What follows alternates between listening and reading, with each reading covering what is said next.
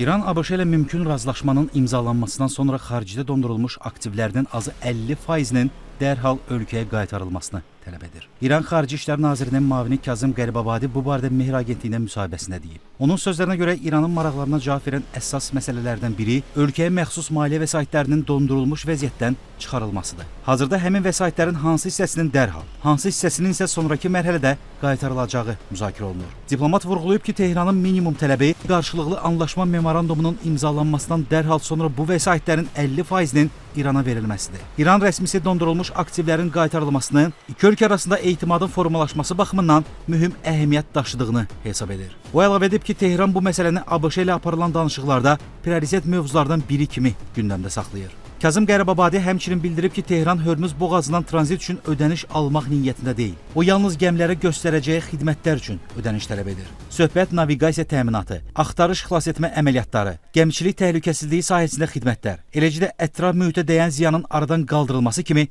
fəaliyyətlərdən gedir.